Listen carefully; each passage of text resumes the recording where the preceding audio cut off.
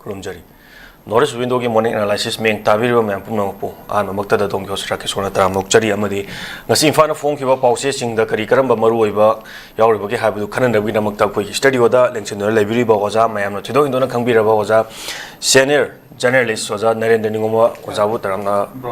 oza brozendra ningomba api gani oza bu taram nokchari amadi yengbiro biro pumno ko so hana makta da taramna okchari oza ngasi infana phone ki ba pause sing ji kari karamba maru oiba yauri ba ki haibasi ko gi tongan tongan ba headlines kya ma ta jno le ga zoja ko yoji ji lenga oina paibi ri ba ba tare yumnam khem chana lu chingak pasi khoi ngasi ga thana numit marfu ga tar pani sujale amadi minister mangana lengak pa ai ba tare oja masida masigi manungda thoi ba issue si tongan tongan ba issue ai ba tare khoi gi trongaw bi gi thodok amadi marakta khoi gi mahang na chatlu basi khoi gi chief minister na jiribam senapati amadi urkhul district ta chatlu ro matungda hौजी हौजी ओरिबसिदा अमुक अखोगी चुरचानपुरदा तारिख 15 दा चटकनी हाइना plan तौरंबा अदु अखोगी चत्तनबा अखोगी अथिंगबा थमकबा मसिदा थमैबसि ओजा अखोगी तांग 15 दा Churachandpur चटनबा थौरांग तौरिबसि अखोगी हंदोकनबा cookie इनपी मणिपुरना अखोई फोंगदोरगली ओजा हौजी ओरिबा तंगदु लैत्रा दाबा अखोगी issue हाइबा तारे तंगदु लैत्रा दाबा इशू सिदा महाना चुरचानपुरदा चटकनी हाइना अखोगी लेपिबा नुमित असि लापीगनु अमदी मदुगी खोंगफमदु हंदोकपियु हाइना कोई कुकी सिंगी माइकैदगी सो कोई थमै ओजामसि तोंगान तोंगान बा कोई जिरिबाम अमदी उरखुल चेनापतिदा चलुबा तारगसु चुरचानपुरदा चटकनी हाइबगी प्लान तौबा सि कुकी इनपी सिंगा मदु लापीगनु खोंगफमदु हंदोकपियु हाइना सो कोई थमलि ओजामसि चलुबा मतमदा करी थोलकनी हाबसे हाइबा ngamba nati adu mahaki कोई सेमगी माइकैदगी चटकनी हाइबगी कोई थौरांगदु कोई लोइख्रबनी अदुबु मसि चलुबा मतमदा करी करंबा थोरिंगबु थोदोक थोलकपा अमदी मदुदा थोलक्तबदुना हायिंग चलबा मतुंग हाइबा तारे मदुदा मयामनसु हेनसु खंगनरगनी अदुबु मसिना शांति ओइरगद्रा मसिना चुरचानपुरदा चलाकांदा लांजेनदुना लरिबा सिंगसि मखोइगी पीस पोराद्रा मयुम मकै हंजलनबा ngमगद्रा ओजामसि आनमुक्तदा कमाइना थमिनिङोजा राकेशवर Chief Minister 𝐍𝐄𝐄 mahakna khoigi laingak sig lusingba oina thaupurakpasi tha ohum numit kharani oire haitare ada asibaki manung stage da mahak jiribam da anirak chalure aduga kangpopi da su yokselure senapati yolure kangpopi phaurogasu loina na ukhrul su chalure ada mahaki wakhulda Churachandpur su chakani aduga Tengnopol su चटकनी हाबी कनोसे अदुम लई हाइतारे अदुना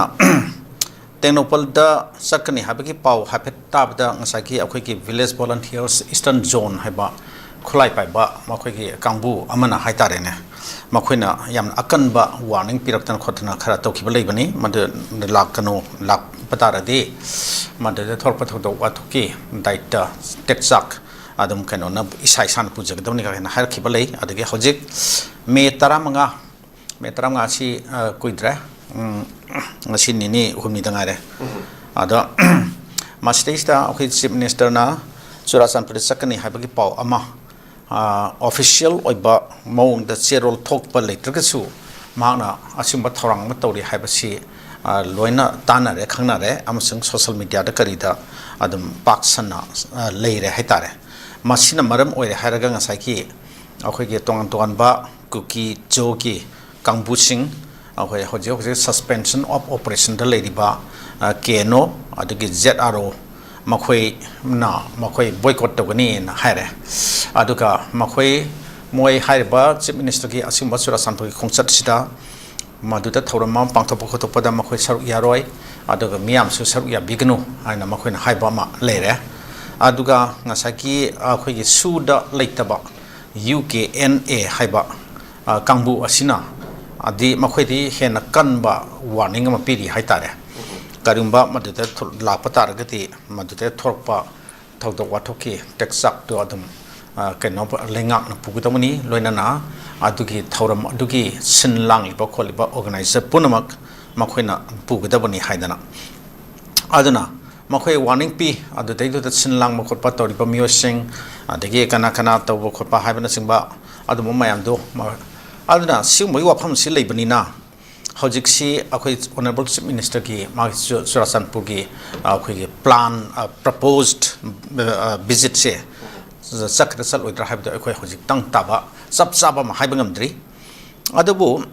ꯁꯨꯝ ꯑꯩꯈꯣꯏ ꯄꯥꯎꯆꯦꯗ ꯀꯔꯤꯗ ꯌꯥꯎꯕ ꯈꯣꯠꯄ ꯇꯧꯔꯕꯅꯤꯅ ꯔꯥꯀꯦꯁꯣꯔꯅꯁꯨ ꯍꯧꯖꯤꯛ ꯍꯪꯕꯤꯔꯤꯕꯅꯤꯅ ꯏꯁꯥꯒꯤ ꯑꯣꯏꯖꯕ ꯑꯩ ꯇꯣꯉꯥꯟꯕ ꯃꯣꯠ ꯈꯔ ꯄꯤꯖꯧ ꯍꯥꯏꯕ ꯇꯥꯔꯒꯗꯤ ꯆꯤꯐ ꯃꯤꯅꯤꯁꯇꯔ ꯋꯥꯏ ꯈꯦꯝꯆꯥꯟ ꯃꯍꯥꯛꯁꯤ ꯁꯨꯃꯥꯏꯅ ꯌꯥꯗꯦ ꯍꯥꯏꯕ ꯃꯐꯝꯁꯤꯡꯁꯤ ꯃꯥꯁꯤ ꯑꯗꯨꯝ ꯆꯠꯂꯤ ꯍꯥꯏꯇꯥꯔꯦꯅꯦ ꯃꯃꯥꯡꯗ ꯃꯥꯅ ꯆꯠꯈꯤꯕ ꯈꯣꯡꯆꯠꯁꯤꯡꯅ ꯑꯗꯨꯝ ꯇꯥꯛꯏ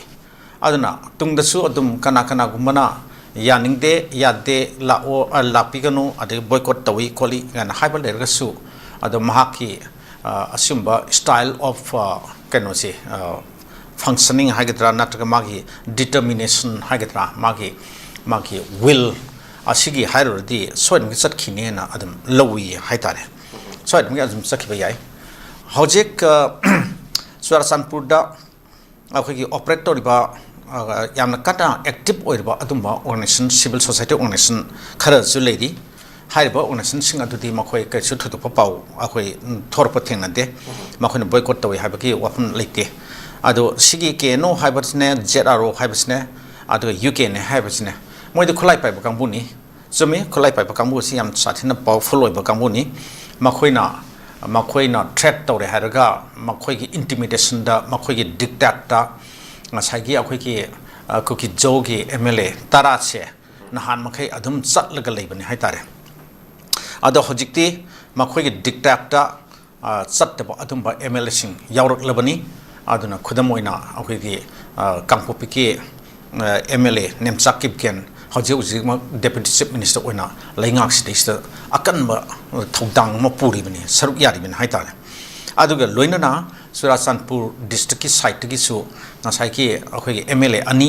ꯑꯩꯈꯣꯏ LM ꯈꯧꯇꯦ ꯑꯃꯁꯨꯡ ꯉꯨꯔꯁꯪꯂꯨꯔ ꯁꯅꯥꯇꯦ ꯃꯈꯣꯏ ꯑꯅꯤꯁꯨ ꯃꯅꯤꯄꯨꯔꯒꯤ ꯂꯩꯉꯥꯛꯁꯤ ꯁꯦꯝꯅꯅꯕ ꯍꯣꯠꯅꯔꯛꯄꯒꯤ ꯃꯇꯥꯡ ꯑꯗꯨꯋꯥꯏꯗꯨꯗ ꯑꯀꯟꯕ ꯔꯣꯜ ꯑꯃ ꯂꯧꯗꯨꯅ ꯃꯈꯣꯏꯁꯤ ꯌꯥꯎꯔꯝꯂꯤꯕꯅꯤ ꯑꯗꯩ ꯋꯥꯁꯛ ꯂꯧꯕꯒꯤ ꯊꯧꯔꯝ ꯑꯩꯈꯣꯏꯒꯤ ꯃꯅꯤꯄꯨꯔꯒꯤ ꯂꯣꯛ ꯚꯋꯟ ꯏꯝꯐꯥꯜꯒꯤ ꯂꯣꯛ ꯚꯋꯟ ꯁꯤꯗꯩꯁꯤꯗ ꯃꯈꯣꯏ ꯃꯁꯥꯃꯛ ꯍꯛꯊꯦꯡꯅꯅ ꯁꯔꯨꯛ ꯌꯥꯔꯝꯃꯤꯕꯅꯤ ꯂꯥꯛꯑꯝꯃꯤꯕꯅꯤ ꯏꯝꯐꯥꯜꯗ ꯂꯥꯛꯑꯝꯃꯤꯕꯅꯤ ꯑꯦꯌꯥꯔꯄꯣꯔꯠꯇ ꯂꯥꯛꯏꯕꯅꯤ ꯃꯌꯥꯝ ꯑꯣꯛꯄ ꯈꯣꯠꯄꯗꯁꯨ ꯃꯈꯣꯏꯁꯨ ꯑꯗꯨꯝ ꯌꯥꯎꯔꯤꯕꯅꯤ ꯑꯁꯨꯃꯥꯏꯅ ꯇꯧꯅ ꯑꯩꯈꯣꯏꯒꯤ ꯂꯩꯔꯤꯕ ꯀꯨꯀꯤꯖꯣ MLA 10ꯒꯤ ꯃꯅꯨꯡꯗ ꯈꯔ ꯍꯥꯏꯕꯁꯤ ꯑꯌꯥꯝꯕꯅ ꯍꯥꯏꯕ ꯌꯥꯏ ꯑꯌꯥꯝꯕꯅ ꯃꯈꯣꯏꯁꯤ ꯋꯥꯈꯜꯁꯤ ꯍꯣꯡꯂꯛꯂꯦ ꯑꯗꯨꯒ ꯑꯩꯈꯣꯏꯒꯤ ꯂꯩꯉꯥꯛꯁꯤꯒ ꯆꯠꯃꯤꯟꯅꯕ ꯄꯥꯝꯕꯒꯤ ꯀꯩꯅꯣꯁꯨ ꯐꯤꯕꯝꯁꯨ ꯂꯩꯇꯕ ꯅꯠꯇꯦ ꯑꯗꯣ ꯃꯁꯤ ꯁꯦꯡꯅ ꯐꯣꯡꯅ ꯃꯈꯣꯏꯅ ꯗꯥꯏꯔꯦꯛꯂꯤ ꯍꯦꯛꯇ ꯋꯥꯍꯩꯅ ꯀꯔꯤꯅ ꯐꯣꯡꯗꯣꯛꯄ ꯈꯣꯠꯇꯣꯛꯄ ꯅꯠꯇ꯭ꯔꯒ ꯃꯈꯣꯏꯒꯤ ꯃꯣꯏꯅ ꯉꯥꯡꯕ ꯈꯣꯠꯄ ꯁ꯭ꯄꯤꯆꯀꯤ ꯚꯤꯗꯤꯑꯣ ꯚꯥꯏꯔꯦꯜ ꯆꯠꯄ ꯈꯣꯠꯄ ꯂꯩꯇ꯭ꯔꯒꯁꯨ ꯃꯅꯨꯡꯗ ꯄꯥꯎ ꯐꯥꯎꯅꯕ ꯈꯣꯠꯅꯕꯒꯤ ꯋꯥꯐꯝꯁꯤꯡ ꯑꯩꯈꯣꯏꯁꯨ ꯂꯣꯏꯅ ꯇꯥꯏ ꯍꯥꯏꯕ ꯌꯥꯏ ꯑꯗꯨꯅ ꯍꯧꯖꯤꯛꯃꯛꯁꯦ ꯑꯗꯨꯅ ꯃꯈꯣꯏꯅ ꯍꯥꯟꯅ ꯂꯩꯔꯝꯃꯤꯕ ꯉꯁꯥꯏꯒꯤ ꯁꯤꯒꯤ ꯑꯩꯈꯣꯏꯒꯤ ꯁꯨꯗ ꯂꯩꯔꯤꯕ ꯈꯨꯠꯂꯥꯏ ꯄꯥꯏꯕ ꯑꯩꯈꯣꯏꯅꯗꯤ ꯆꯤꯟ ꯀꯨꯀꯤ ꯅꯥꯔꯀꯣ ꯇꯦꯔꯣꯔꯤꯁ ꯍꯥꯏꯔꯤꯕ ꯑꯣꯔꯒꯅꯥꯏꯖꯦꯁꯟꯁꯤꯡꯁꯦ ꯃꯈꯣꯏ ꯑꯃꯁꯨꯡ ꯉꯁꯥꯏꯒꯤ ꯁꯨꯗ ꯌꯥꯎꯗꯕ ꯉꯁꯥꯏ UKNA ꯒꯥꯏꯁꯦ UKNA ꯍꯥꯏꯕꯁꯤ ꯍꯧꯖꯤꯛꯃꯛ ꯇ꯭ꯔꯣꯡ ꯂꯥꯎꯕꯒꯤ ꯊꯧꯗꯣꯛꯇ ꯑꯩꯈꯣꯏ ꯌꯥꯝꯅ ꯀꯟꯅ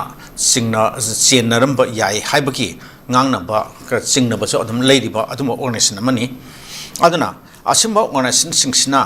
ꯀꯩꯅꯣꯗ ꯑꯩꯈꯣꯏꯒꯤ ꯀꯨꯀꯤꯖꯣ MLAꯁꯤꯡ ꯂꯣꯏꯅꯅ ꯃꯤꯆꯝ ꯃꯤꯌꯥꯝꯁꯦ ꯍꯥꯏꯇꯥꯔꯦꯅꯦ ꯃꯈꯣꯏꯁꯤ ꯑꯀꯟꯕ ꯃꯈꯣꯏꯒꯤ ꯅꯣꯡꯃꯩꯒꯤ ꯀꯩꯅꯣꯗ ꯕꯦꯔꯦꯜ ꯃꯇꯣꯟꯅ ꯀꯤꯍꯜꯂꯒ ꯆꯠꯇꯅ ꯏꯟꯗꯅ ꯃꯈꯣꯏꯅ ꯗꯤꯛꯇꯦꯠ ꯇꯧꯔꯦ ꯍꯥꯏꯔꯒ ꯅꯍꯥꯟꯋꯥꯏ ꯆꯠꯂꯝꯕ ꯈꯣꯠꯂꯝꯕ ꯃꯌꯥꯝꯗꯣ ꯃꯗꯨꯒꯤ ꯀꯥꯟꯅꯗꯕ ꯐ꯭ꯌꯨꯇꯥꯏꯜ ꯑꯣꯏꯕ ꯑꯗꯨꯝꯕ ꯀꯩꯅꯣꯁꯤꯡꯁꯤ ꯐꯤꯕꯝꯁꯦ ꯍꯧꯖꯤꯛꯁꯦ ꯑꯗꯨꯒꯤ ꯄꯣꯠꯁꯦ ꯇꯞꯅ ꯁꯨꯝ ꯎꯕ ꯍꯧꯅꯔꯛꯄ ꯍꯥꯏꯇꯥꯔꯦ ꯑꯗꯨꯅ ꯃꯈꯣꯏꯅ ꯇꯥꯜꯂꯤꯕ ꯁꯦꯄꯔꯦꯠ ꯑꯦꯗꯃꯤꯅꯤꯁꯇ꯭ꯔꯦꯁꯟ ꯑꯗꯒꯤ ꯁꯦꯄꯔꯦꯠ ꯌꯨꯅꯤꯌꯟ ꯇꯦꯔꯤꯇꯣꯔꯤ ꯋꯤꯠ ꯂꯦꯖꯤꯁꯂꯦꯆꯔ ꯒꯥꯏꯁꯤ ꯍꯦꯛꯇ ꯀꯩꯅꯣꯗ ꯁꯦꯟꯇꯔꯅꯒ ꯈꯨꯗꯛꯇ ꯍꯦꯛꯇ ꯄꯤꯕꯤꯔꯛꯀꯗꯧꯕ ꯍꯦꯛꯇ ꯄꯤꯔꯛꯄ ꯌꯥꯕꯒꯤ ꯃꯑꯣꯡꯗꯒ ꯂꯩꯕ ꯈꯣꯠꯄ ꯑꯗꯨꯝꯕ ꯄꯣꯠꯁꯦ ꯍꯧꯖꯤꯛ ꯀꯩꯁꯨ ꯎꯗꯕ ꯍꯥꯏꯇꯥꯔꯦ ꯑꯗꯨꯅ ꯃꯁꯤꯒꯤ ꯀꯨꯀꯤꯖꯣ ꯃꯤꯌꯥꯝꯅ ꯍꯥꯏꯔꯤꯕ ꯄꯣꯠꯁꯤꯡꯁꯦ ꯃꯁꯤ ꯐ꯭ꯌꯨꯇꯥꯏꯜ ꯑꯣꯏꯕ ꯄꯣꯠꯅꯤ ꯍꯥꯏꯕꯁꯦ ꯃꯈꯣꯏꯁꯤ ꯎꯔꯛꯄ ꯍꯥꯏꯇꯥꯔꯦ ꯑꯗꯨꯅ ꯃꯔꯝ ꯑꯣꯏꯔꯦ ꯍꯥꯏꯔꯒ ꯍꯥꯟꯅꯒꯤ ꯃꯅꯤꯄꯨꯔꯒꯤ ꯂꯩꯔꯝꯂꯤꯕ ꯑꯄꯨꯟꯕ ꯑꯩꯈꯣꯏꯒꯤ ꯄꯨꯟꯅ ꯍꯤꯡꯃꯤꯟꯅꯕ ꯑꯩꯈꯣꯏꯒꯤ ꯃ꯭ꯌꯨꯆꯨꯋꯦꯜ ꯀꯣ ꯑꯦꯛꯖꯤꯁꯇꯦꯟꯁ ꯑꯗꯨꯒꯤ ꯄꯣꯠꯁꯦ ꯌꯥꯝ ꯀꯟꯅ ꯄꯥꯝꯅꯕꯒꯤ ꯃꯑꯣꯡꯁꯦ ꯂꯩꯇꯕ ꯅꯠꯇꯦ masi akoi wari watai sanam khona ba kari kara mayam auto lusing ba sing kari sing miyam ratagi sakna ba mayam gi kari kari phauna khona ba makhoi contact sing wari tongna ba adum phongdong na ba adum leira ba ne ba ai khoi na khangja ba adum lei hai tare media journalist ki market ga so akoi wari watai sanam da akoi da dum phongdor pa adum lei hai tare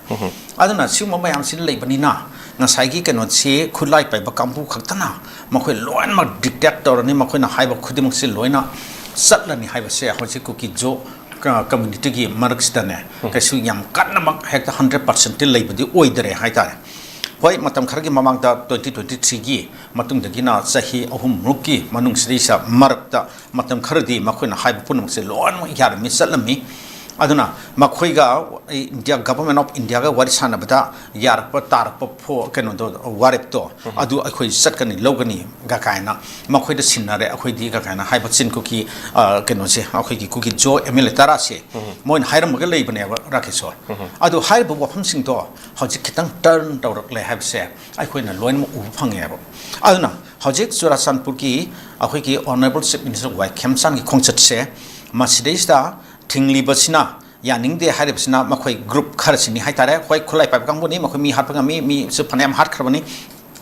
moi adum halak pa kholak pa adum tor pa yai adu haris se adu makhoi mi hat pa khaktana hekta loina mak akhi community kharagi mamai sumna makhoi na puning mamai kaida akhi yaw sangu hoi bodorna hoi bangam ni haibati amadu su khanman ma thokani na ai haijaning eba rakishwar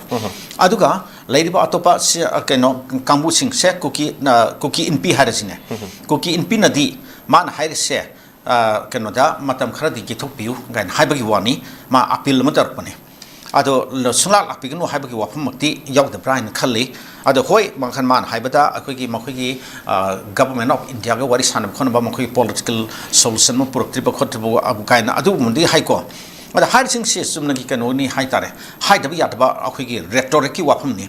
aduna adu na taba atopa organization khara chu leri akhoi gauhati da honorable chief minister 𝐍𝐄𝐼𝐒 na unakhiba akhoi gi kuki jo council na ama leidana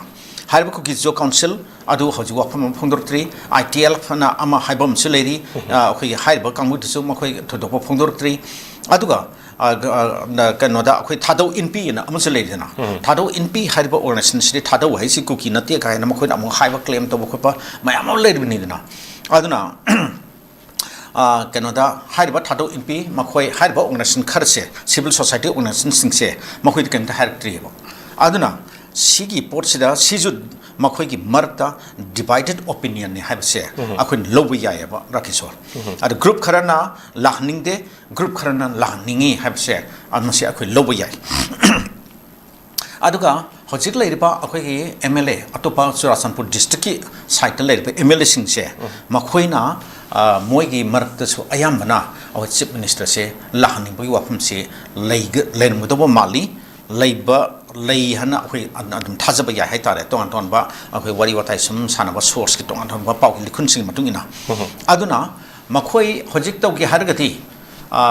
aduga honorable chief minister ki site gi sune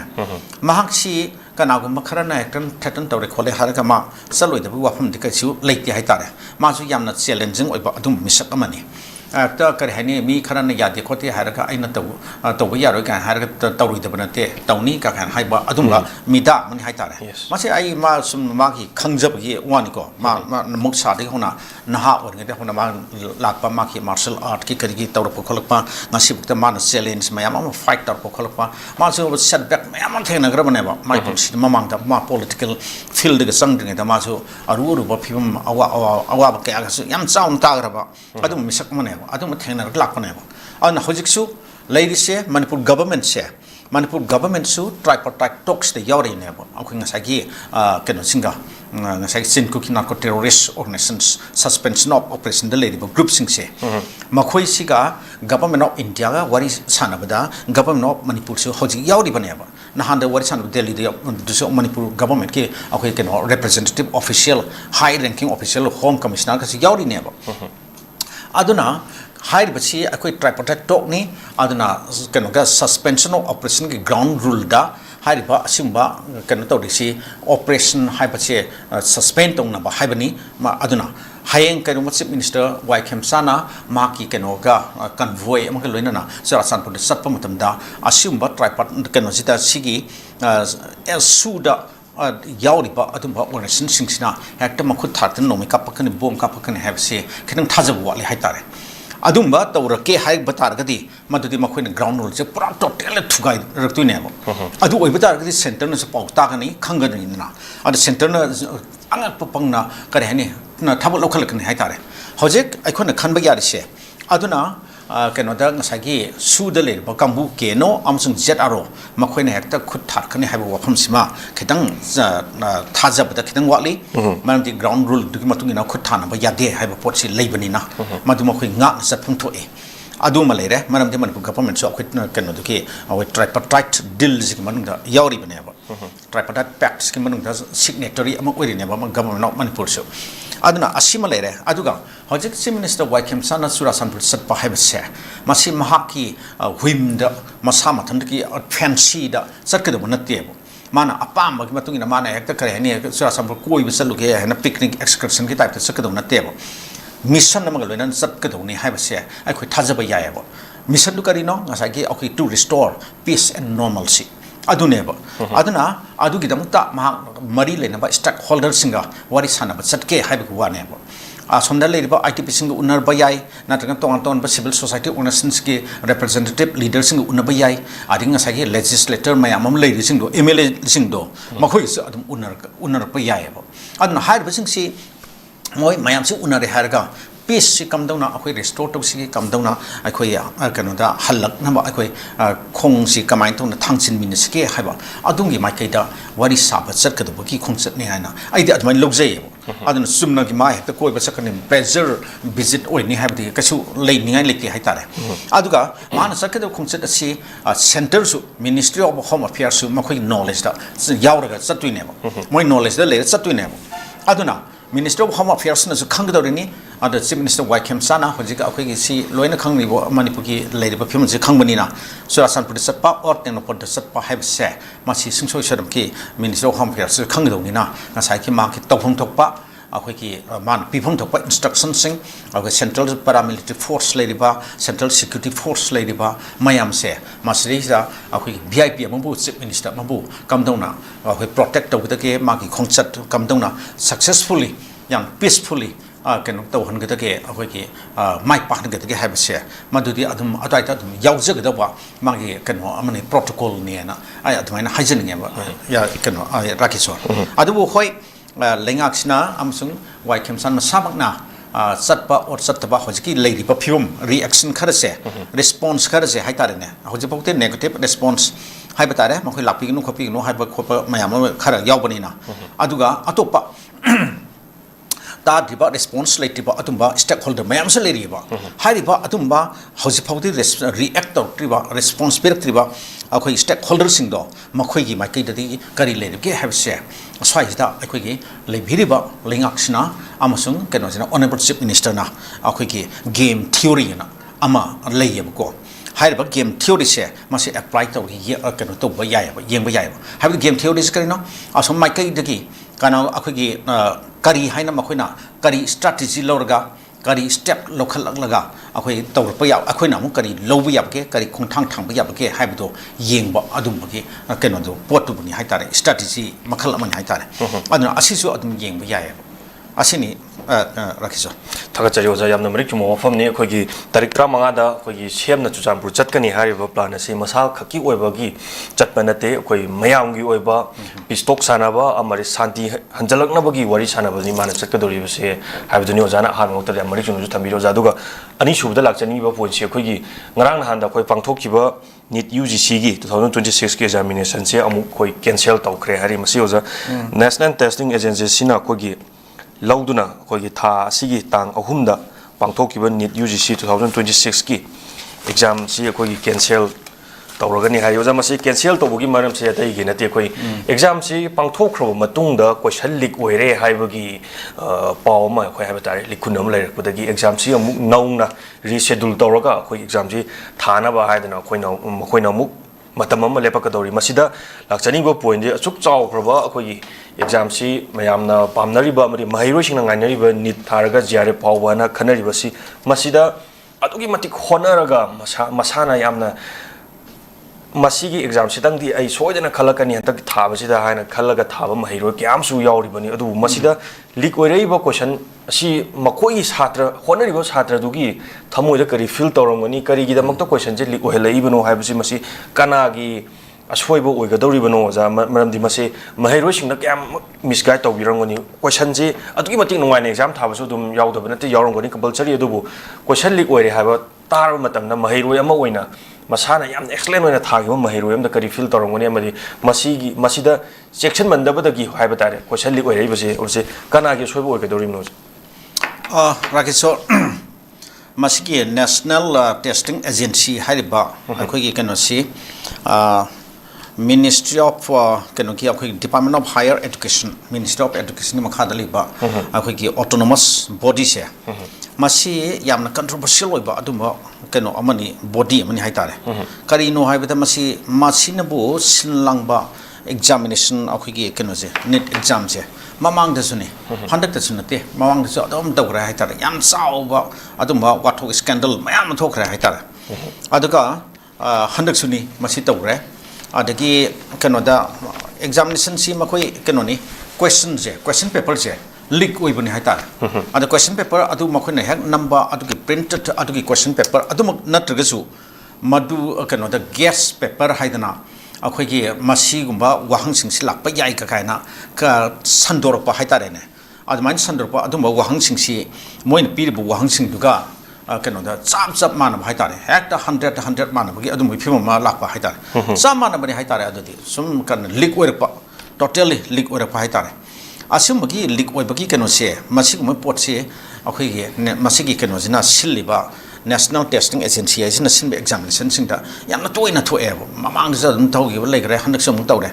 ana masi makhoi gi da makhoi gi functioning da yam sathina aswoiba ahuba lapse se khara adum leire adana masi potse hojik handaki sijo amuk CBI da sinagre CBI namuk thijen bagi potse tawrani adana handu makhoi na tawrisi Rajasthan amsung Uttarakhand da ngasagi sigi question paper singsi leak or pani hayabo adana sumaina singmata bose mamang da adum tawkhiba leibani adana mamang da su sena khotpa mayam ma leike ado hanaksu adum masi soin mke senar kani adana yamna acho sang mayam sa adum yaur kani haitare mari lena ba okhi education ga mari lena ba state singi amasum kani singi adana masi asumba ashoiba mayam se masi once and for all loisna ba saba yamna concrete oiba adu makhata na amona simba question leak se when ba yadana ba yamna full proof oiba adum ba policy khara kano taw dragadi sem dragadi masi gumai kano se wathok se adum thokani haitare hoji Rakeshwar na japan bi dani sumaina sigi examination thab se da mahiroi mayam adik mama pa mayam do yemu ka am satin lamma da city mani sat pa mayam yauri ne ba ada dei da mat train ticket ka kanori ada flight ticket ka pa yaw dorini adigi mi kano da city is di mohoi masa mayam sina tamnina adu da mo hotel da mo leiduni khotuni adigi expenditure sim ka ni sim ka yam sang bani adna sima khudong sa da pache paingi thola matung da amu question leak were na exam han gani harise asi da ne ba yam satina ma kanu da ahoi inconvenience amusung kanu pirisi haitare no aita pirisi adna ma asumba ahoba sumba lapse at ki question leak oi bagi mong se masi thon da na ba yam full proof policy khara ahoi government of India na yam kanna mityang changlaga masi sem ba tawba ma mathuk tai na e adma haijaningi Takachari was I am Zumarik Chumiozaduga, Road the Luxury Quingarang say, Kogi International Nurses Day and Tongan Ba, Koi Manipur, the Sula River, Hospital Singtasu, Kogi, nursing the Kaikum Utpa, Madi Makoigi, the Mid Palan, and Am Chowns, Koi Pangto Zamasida, Luxury with the Kogi, Nurse Amana Low River Todang, Adagi, Kogi, Nurse Siga, Patienziga, Lineriba Magi. Mari habatare patient naraba matamda nurse na piriba magi checkshel liba yingjen biriba sigi mari si khoi hojik tongan ba hospital singda thoning da ba patient gida khoi misunderstanding am dagi thoning da thok thok matamda nurse tangang iba doctor da ngang chairiba mayam si masigi responsible che nursing na lawda bu natti lawri bani adu nursing digi na pangthok nu michida ko gi foreign nightingale ta su ko ai ka le ka tamba ikai kumna ba se tongan tongan ba manipur da lari ba hospital sing su ole jama se nurse amana lori ba thodang amadi patient amala ko matam da nurse sing na utli ba thodang khon wangi yam thina ngangi mahakti wari sana ba nungai nungai te hai ba su maji tongan tongan ba su ko leita ba na te du lairi adu nursing na lori ba thodang se lai ta koi doctor amada gi ta de hai ba gi wafam se koi ngarang su mayama su koi phongdong na re oja aroi boina nursing na lori ba thodang se ka kamani yengbi ni oja patient amaga nurse ama lai na ba gi mari si su aroi boina thambi rakeshwar akhoi gi nurse na mana tawriba magi thabak magi thodang se masidi akhoi wahai kharana thabda su loi banai roi daba adumba human service amani haitare yamna humanity gi oiba pot se yam sathina wang ba chawba adumba wangi haitare aduna mahang sigi malem da leriba nurse punamak na loriba role sibu ikai khumna ba utna ba gitamta akhoi gi haiba ngarang ni mense Florence Nightingale haidana akhoi mamang da leramba adumba miyob gi saba to ba kathok laba adumba nupi do mahaki kano da maming da observe tawna rips ne an sumi akhoi nurse sina loriba roles de aina alitna kano da mamul night de haibetare ada hojik doctor na akhoi miyob bu ana basung layengi anaki ana basung phali haimna sing wa mayam le resu doctor masama thanda khatna laying masi yadaba haitare ada mangon da mateng pangphina ba mangon da assist tong na ba adumba nurse amaki keno se magi thodang se yam tena mathau ta ba haitare adiki doctor sina di anab ki manakta matam le phikta leibangam ba nate ada mati keno da yengamaga masakhini atopa anaba mayam samaji yemu dorini aduna anaba manakta doctor na phamaga kholaga magi hiram khudum te yengsin ba habsidi adudi othopa ba practical oide ba aduna nurse habsidi adumna anabagi manakta matam leba khibda adum matam pumda man hek na ba phatte bogda adum leba sungami aduga leisu lei haitare aduna asmai to na mahakna anaba mana mathau taba magi matna kanoda man hek pamla pam khudimang haitare hida hangta pins matam chan sana pizza badagi hore harga magi kanoda khoi seba to biba man pam khudimang se loyana mak seba to biba haitare service to adum ba humanity gi yam thina wangi haitare masi akhoi sumni wahai khara khakna thabda loi roi aduna asumba leiriba nursing gi kano se akhoi yam sathina akhoi ikai khumna bam thoi aduna ngasi mak hojik manipur su akhoi medical field da leiriba akhoi gi medical si hospitality kano da haitare ne hospital ki sumba kano se da hospital si marang kaina se lere adigi ano boy am para ba specialty hospital mayam ma hojik songkhanna rakle linkhanna rakle haitare ada hari par linkhanna punam se loina mak aphabang aktani akhoi ki manipur da ana lang ki port city hojikti nomo gi su sum ana ba makhal sum hingal ai haitare ading ngasi mo akhoi manipur da leba situation mayam sin mar mo ka tong an ba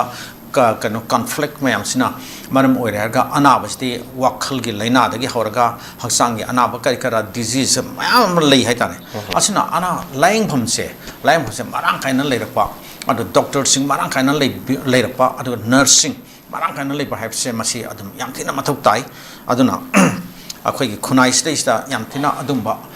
karheni madugi demand se masi pibangam nan pagi adum supply do atya pirakadori ne ba sigi keno sina aduna hojiksi akhoi nursing na keno taw biriba loriba role si akhoi yam haine lekna akhoi ikai khumnai sumi karima matamda karam ba kana ba hospital amana daga anida kana ma thodok athok khara thokpa khotpa khidang wai wata da karida or behavior da nataga keno tagi karma pamnadaba thodok khara thokpa do adudi da akhona loina mi yeng haraka keno to buyade ado generalize to buyade ado sidista akhona yengda budi makhona loriba service makhona piriba contribution ada makhona akhoi miam da piriba mateng se masi po adu da oina akhona yengmana hen phayena aya da man haijani taga jare oja yamna su marik chuma wafam ni koi nursing de ngarang pakthokiba sida mari leina na nursing na loriba thodang sigi matang ya marik chum su tamberi taga jare oja chilma tam kya kaithopiduna north window ayuk analysis asibu mapung phambi damakta amadi yengbiru bior pumang puso roi boina khurumjari Sparkle Educational Service ki Career Counselor ki Female amasung Male ki ahangba post ani kauri educational qualification MBA loiba oigadabani. Fresher amasung experience leiraba miyoisingna apply taubiba yagani. Hena akupa marol kidamak 7005063196 natragana 9366230077 da contact tawiro natragana aikoigi office Sparkle Educational Service, 2nd floor, Northeast Window TV Building, Hata, New Chikon Road, Imphal East, Manipur da lengsin bira. Admission open. National Institute of Electronics and Information Technology NELIT Imphal-gi tongan ba course singi admission haujari chahi amagi PGDCA chahi anigi MCA MTech AI and ML MSc IT MSc Bioinformatics yauna 2026-2027 session gidamak chahi marigi BCA BSc Computer Science BTech AI and ML amasung chahi ahungi Diploma Engineering da ming chananaba registration toba yaragani PGDCA, MCA, MTech, AI and ML, MSc IT, MSc Bioinformatics ki oina registration tobagi aroiba numi lakliba June gi tarik 12 ni entrance test na June gi tarik 13 ta fangthokani BCA BSc Computer Science BTech AI and ML gi registration tobagi aroiba numi na Megi tang kunni entrance test na Megi tarik 13 da fangthokani nupa macha amasung nupi masagi hostel gi khudong chabasu pijari SC amasung ST mahiroi singi tuition fee free oijagani pijariba QR code asida scan tawraga online registration tawbasu yagani akupa maro gidamak mobile number 8132062261 natragana 7005106072 da call tawbiraktuna khangbiba yagani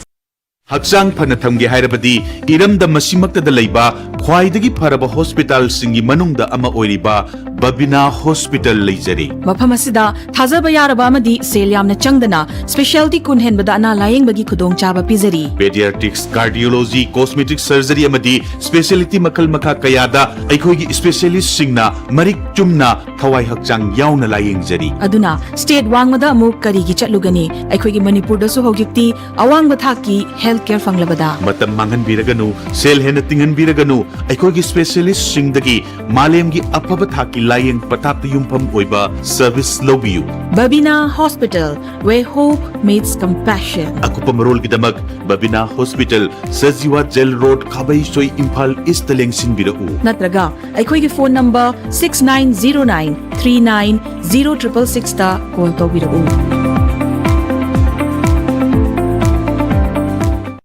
Northeast Window mining tabiriba mayam punamakpu taramda okchari hauzik mapalamgi thabaki pau pijari ahanbada athubagi oina Dubai gi warehouse worker gi thabak kauri hairiba thabak asi apply to biningba miyoisina presentable and good communication skill leibetanatana masagi chahi kunma thoidagina kuntra taret phawbada leiba oibigadabani hairiba thabak asigi pijariba khudong chabasing adudi per day 12 hours duty hours oijagani per week ta 6 days duty oijagani 2 years work visa pijagani loinana accommodation and transportation pijabatanatana medical and insurance su pijagani hairiba thabak asigi thagi oiba salary lising kuntaretagi haujagani ani subada United Arab Emirates ke driver gi thabak kauri hairiba thabak asi apply to winingba miyosingna Indian car license ka loinana Gulf ki license leiba oigadabani amasung basic English communication leigadabani hairiba thabak asigi Indian license paibiba miyoisingi thagi oiba salary di lising yankhai dagi haujagani Gulf license paiba miyoisingi thagi oiba salary lising yankhai manga dagi haujagani ahum subada Beharan Water Park ki female retail staff tara kauri hairiba thabak asi apply to biningba miyoisingna retail experience leibaga loinana yamdrabada 165 cm ki changda wangba oibigadabani thabak asi tauba miyoisingna piriba khudong chabasing adudi accommodation transportation aduga duty meal su pizagani hairiba thabak asi thagi oiba salary lising mauda taretagi haujagani Pamarol gidamakta 7005273217 natraga 9366230077 natraga aikoigi office Northeast Window TV Building Hata New Chikon Road ta lengsin birau